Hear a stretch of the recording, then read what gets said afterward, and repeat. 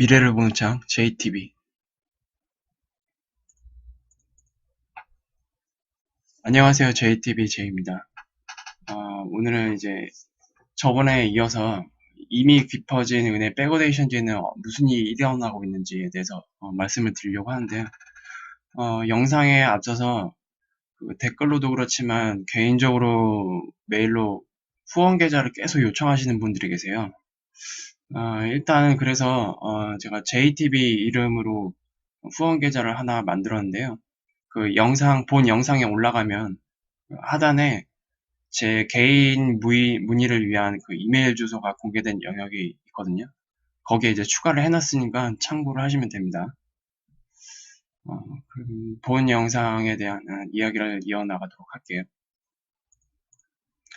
일단 현대 신용화폐 역사상 최대 실물 은매집에 대한 내용입니다. 1971년 닉슨 쇼크 이후에 74년 페트로달러 시대로 전환을 했죠. 그래서 그 이후에 지금까지 대단히 큰 실물 은 매집이 세 차례 있었습니다. 첫 번째는 1980년대 초에 헌터 형제의 실물 은 1억 온스를 매집했던 적이 있고요. 두 번째로 1997년경에 워런 버핏의 벅셔 해다웨이 투자회사를 통해서 1억 2,900만 온스를 매집했었습니다. 그리고 세 번째, 2011년 4월부터 현재까지 JP모건이 코맥스 창고에만 1억 4,540만 온스를 매집해둔 상태입니다.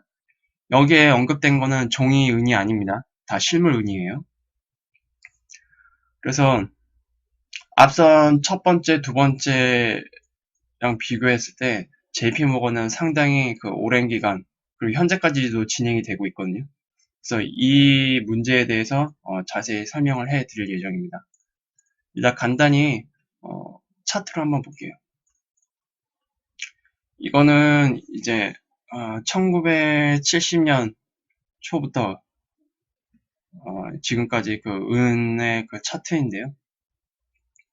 일단 1980년 1월까지 금과 은의 대단한 상승이 있었습니다. 그때 당시에 은 같은 경우에는 이 영역이 아마 대충 5달러? 1온스당 5달러가 좀 안 됐을 거예요. 1온스당 5달러가 좀 안 됐을 건데 그게 43.35달러까지 상승을 하게 됩니다. 당시 이때 1온스당 골드 같은 경우는 670달러였거든요. 그래서 이때 당시에 금은비는 약 1대 15, 역사적 금은비와 딱 동일한 수준까지 올라갔었습니다. 그리고 그 이후에 헌터 형제가 첫 번째 1온스 은 매집을 나섰고요. 그리고 시간이 흘러서 1997년경에 워런 버핏의 투자 회사를 통해서 매집을 했었고요. 그리고 지금 이 영역 현재까지 끝나지 않았습니다만 JP모건이 이렇게 매집을 하고 있습니다. 그래서 이 문제에 대해서 조금 더 자세히 자료를 통해 살펴볼게요. 이건 이제 코맥스 실물 창고의 통계 자료인데요. 일단 올해 3월 기준 자료입니다. 지금 이 빨간색으로 된 부분 있잖아요. 빨간색. 이게 JP모건이 매집하고 있는 실물은입니다. 2011년 4월 달에는 0이었어요, 0. 이때 이제 계좌를 개설을 하거든요, 창고 계좌를. 그래서 이때부터 꾸준히 매집을 합니다. 다른 금융사와 다르게 가파르게 상승하고 있죠. 그리고 2015년 4월, 이때부터 어떻게 됩니까? 이때쯤부터 아마 제가 기억하기로는 실버가 서서히 바닥권을 형성하는 시기였어요. 물론 저는 2016년부터 이제 매집을 시작을 했습니다. 저도 그때부터 이제 보험에 들기 시작했는데 JP모건 같은 경우는 이때부터 은의 그 매집량을 굉장히 가파르게 올립니다. 이때 보시면 은값이 계속 쭉 내려오죠. 그리고 나서 이 영역, 딱 바닥권이 생기기 시작하는 이 영역 때부터 갑자기 매집량을 갑자기 올려요. 이렇게. 굉장히 수상하죠. 상식적으로 생각했을 때.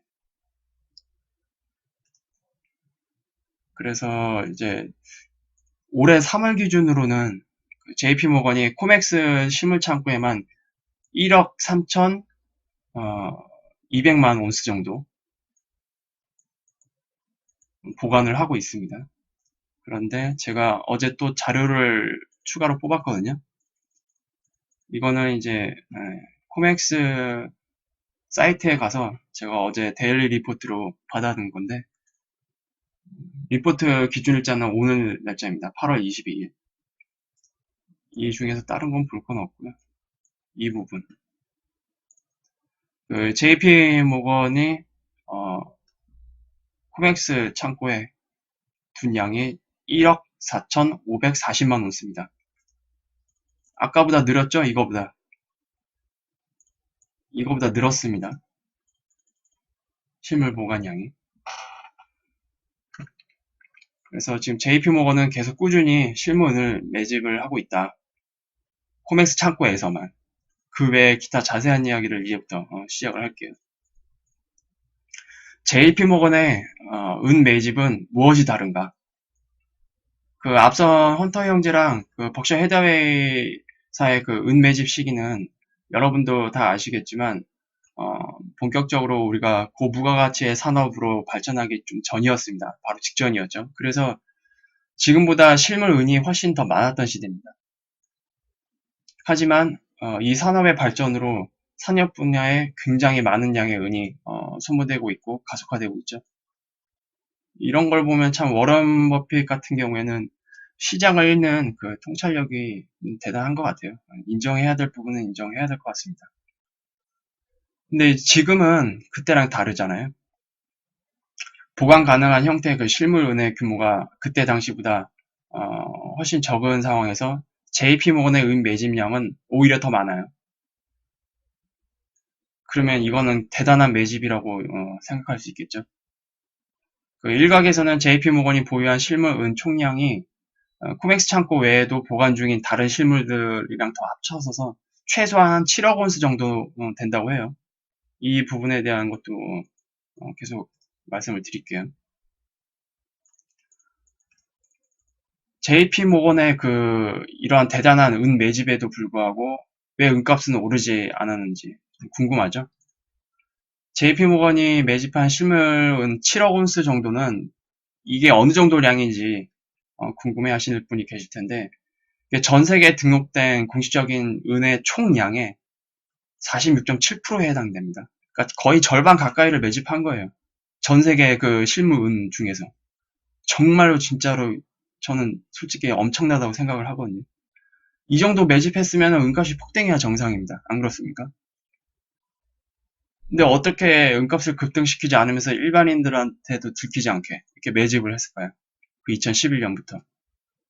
그리고 공교롭게도 그 시기는 저번 영상에도 말씀드렸듯이 연준 산하 금융기관들이 금값과 은값을 눌러서 컨트롤하기 위해서 개입했던 시기입니다.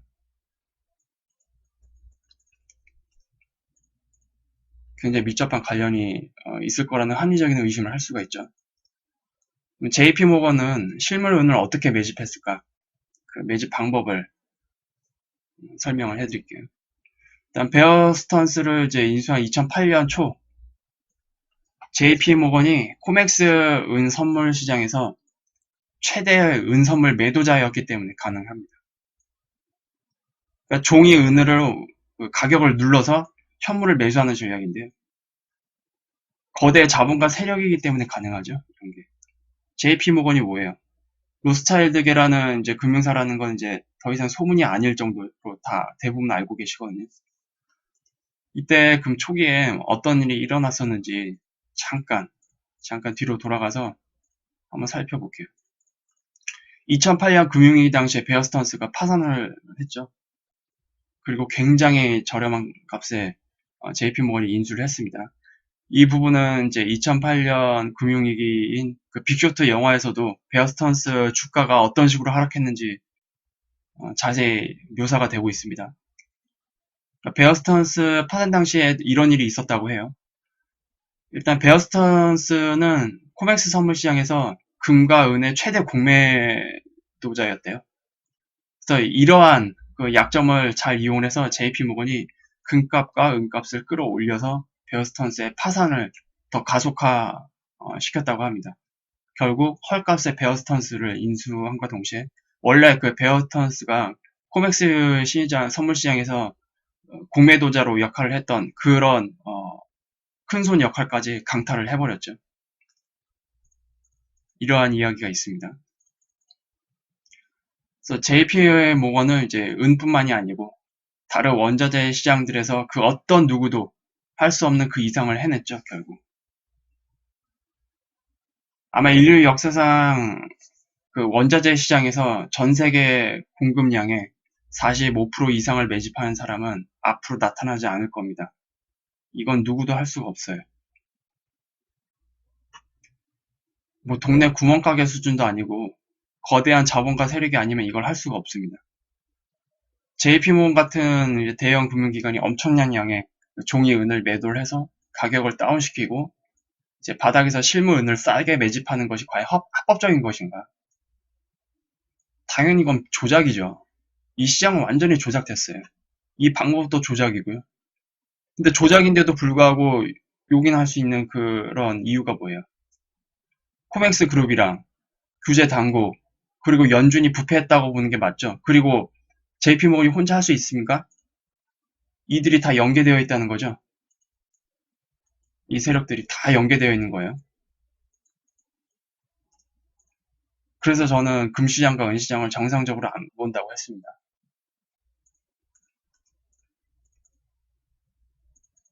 그러면 JP모건이 실물 은을 어떤 식으로 상세하게 매집했는지 그 과정을 한번 볼게요. 일단 2011년 4월에는 금과 은의 최고가를 형성했던 시기였습니다. 근데 하필 그때 JP모건은 코맥스 은창고를 개설을 해서 대규모 실물 은 매집을 시작을 합니다. 그때부터 은 선물 시장에는 엄청난 하락이 시작되죠. 그리고 기존에 없었던 엄청난 거래량이 이제 발생을 하기 시작하는데 약 400만 온스 매주 약 450만 온스의 실물 은이 코맥스 은 창고들에서 손바뀜이 계속 일어납니다. 매주. 전체적으로 14억 온스의 그 전 세계 실물 은이 있잖아요. 거의 맞먹는 양입니다. 15억 온스가 전 세계 등록된 실물 은이니까. 그에 준하는 맞먹는 그 량이 코맥스 은 창고를 드나들었습니다. 코맥스 창고들에서 이처럼 많은 실물이 이동한 것은 이제 이때가 유일하다고 해요. 거래소 공인창고에서 통상 다른 원자재들은 이처럼 그 많은 손바뀜이 일어난 적이 없었다고 합니다. 이런 대규모 손바뀜이 가능한 게 이제 천온스 산업표준 은계까지 모두 매집했기 때문에 가능한 거라고 보는 게 합리적이고요. JP모건은 이제 2012년 4월부터 지금까지 코맥스에서 2억 온스의 실물 은을 빼냈습니다. 이런 방식으로 종이 은으로 이제 눌러서 현재 코맥스 창고에는 이제 1억 4,500만 온스를 보관을 하고 있다고 통계 자료에 나타나고 있고요. 이러한 방법으로 이제 은을 축적을 해서 코맥스 창고 외에 다른 외부 창고들로 빼내서 보관 중인 은이 약 5억 5천만 온스라고 합니다. 이 두 개를 합하면 약 7억 온스가 되죠. 세계 최대 은 ETF 그 SLB 주식에서도 코맥스 시장에서 했던 똑같은 짓으로 종이 은을 팔면서 밑에서 실물 은을 사는 방법으로 매집을 했습니다. ETF 시장이 보통 선물 시장보다 훨씬 더 큰 규모거든요. 이게 가능했던 이유는 SLB 대량 보유자는 공식 보고 없이 SLB 주식을 실물 은으로 전환할 수 있는 권한이 있다고 합니다. JP모건이 바로 그 당사자고요. 실물 은을 이제 은밀히 매집하려는 이런 큰 손들에게는 최고의 방법입니다. 그러니까 시스템 자체가 조작이에요, 조작. 형평성이 없습니다. 최근 7년간 이 영상을 보고 계신 분들은 차트를 보셔서 알겠지만 실물 금속의 수요가 계속 일어남에도 불구하고 가격이 계속 하락하는 진기한 경험을 하셨습니다. 그리고 지금도 하고 있죠. JP모건이 SLV의 인간은 시장 조성자일 뿐만이 아니고 재고 관리를 책임지는 유일한 공식 관리자이기 때문에 이 모든 게 가능한 겁니다. 이건 누구도 막을 수 없습니다. 이것이 은시장의 과도한 백어데이션이라는 모습으로 나타나는 이유라고 저는 생각을 하고요. 아마도 금시장 역시 이와 비슷한 형태로 조작을 하고 있을 겁니다.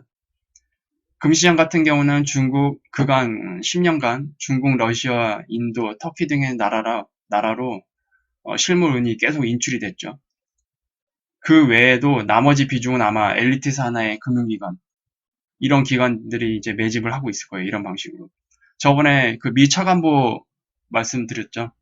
그때 개입했던 금시장에서 개입했던 금융사가 누구였습니까? JP모건 아닙니까? JP모건 필두로 HSBC 그리고 코스티아 이런 금융기관들이었죠. JP모건은 은시장에 더 큰 영향을 미치고 있습니다. 그리고 금시장과 은시장은 매우 밀접한 관계를 가지고 있죠. 연준 산하의 거대한 금융계가 이제 관여하지 않으면 불가능한 겁니다. 이런 행태는. 선물 시장을 말 그대로 뭐 투자 시장으로 보거나 단순히 단타해서 거기서 수익을 내려고 하는 분들은 차트적으로 기회적인 그 차트로만 보기 때문에 이런 것들을 염두하지 않아요. 그리고 이런 것들이 일어나지 않을 거라고 생각을 합니다. 하지만 얘네는 종이 종이 금으로 가격을 눌러서 밑에 저가가 형성이 되면 그때부터 더 본격적으로 실물을 매집해버립니다. 이미 은 시장에서도 보았듯이 통계가 증명하고 있지 않습니까? 그럼 JP모건은 왜 은을 매집을 하고 있는가? 굉장히 궁금하지 않아요? 아마도 워런 버핏이 대규모로 실물 은을 매집했던 것과 같은 목적이지 않을까? 최대 부를 얻기 위한 이 행위. 여러분은 그 JP모건이 엄청난 규모의 손실을 입기 위해서 실물을 매집했다고 생각하십니까? 이런 또라이가 어디 있어요?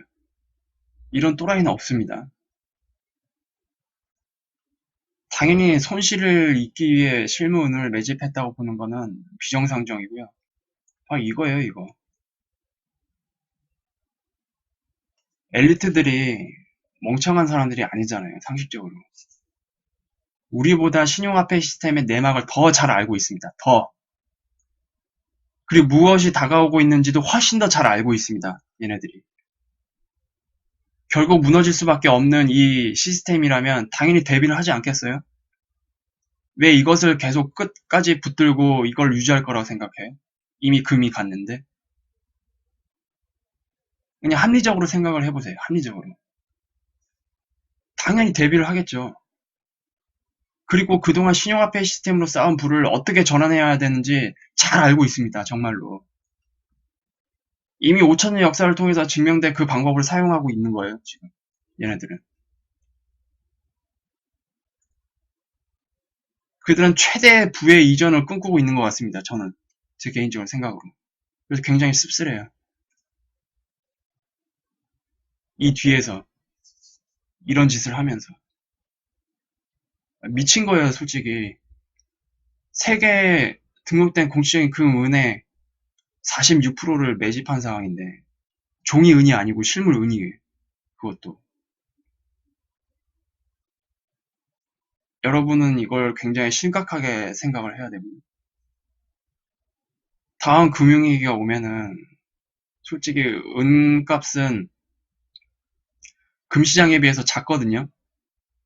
주식하시는 분들은 알겠지만 시총이 높은 종목이 더 많이 상승합니까? 아니면 시총이 적은 종목이 많이 상승합니까? 당연히 시총이 적은 종목이 영향을 받으면 더 많이 상승을 합니다. 매집하기도 쉽고요.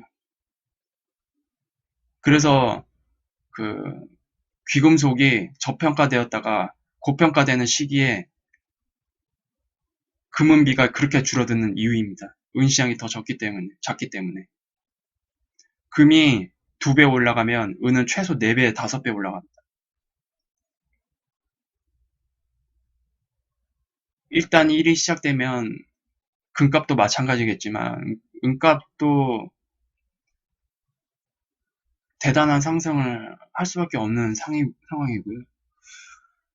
여러분들은 그래서 제가 누차 말씀드리지만 이거를 그냥 가격적인 측면으로 보시면 안 돼요. 그냥 보험이라고 생각하시는 게 정말 합리적이고요. 그리고 분위기에 휩쓸려서 자기 자산의 그 10%에 해당되는 금액을 한 번에 몰빵하지 마세요. 제가 그 6번 영상에도 말씀을 드렸죠. 매달 적립식으로 나눠서 꾸준히 이제 보험 관점으로 진입을 하시라. 그리고 실제로 위기로 전환되는 초입 시기가 되면은 그 비중을 뭐 25%까지 올리던 그거는 여러분들이 판단하에 마음대로 하셔도 됩니다. 일단 그 시기가 도래하기 전까지는 10% 정도 비중으로 천천히 계속 꾸준히 보험으로 접근한다는 관념으로 접근을 하시면 돼요. 뒤에서 이 짓들을 하고 있는데 최소한 여러분들이 그 시기에 되면 고통을 최소화하지 않겠어요? 최소화해야 나와 나의 자산들, 가족들을 조금 보호할 수 있는 방패막이 되지 않겠습니까? 그래서 저번 시간과 이제 이번 시간 쭉 이어서 금시장과 은시장에 일어나고 있는 일들, 그리고 이 시장은 다른 그 원자재 시장들이랑 틀리다. 상품 시장들이다. 속성이 전혀 틀리다. 달러를 방어하기 위해서 인위적으로 2008년 이후 급등 양적 완화로 인해서 당연히 상승할 수밖에 없는 자연적인 그 시장 원리에서 상승할 수밖에 없는 금은 시장에 2011년부터 개입을 했고 이들이 그리고 그건 단순히 개입을 넘어서 JP모건 사례처럼 실물을 매집하는 정말로 그 종이 시장을 그냥 억눌러서 밑에서 현물을 계속 매집을 하고 있는 이런 행태들을 여러분들한테 조금 알려드리고 싶었고요. 이것이 지금 은시장에서 나타나고 있는 과도한 백어데이션의 그 장기화의 모습이 이런 모습으로 나타나고 있다라는 것을 좀 알려드리고 싶었습니다. 일단 다음 주제는 이번 주에 그 미증 무역 협상이 마무리가 될 것 같거든요. 그래서 이 결과가 아마 나올 거라고 생각을 해요. 그래서 일단 이 결과가 나오는지 안 나오는지 보고 다음 주제를 결정을 하겠습니다. 그래서 유독한 정보가 되셨다면 구독, 알람, 좋아요 부탁드리고요. 다음 영상에서도 다시 찾아뵙겠습니다. 즐거운 주말 되세요. 감사합니다.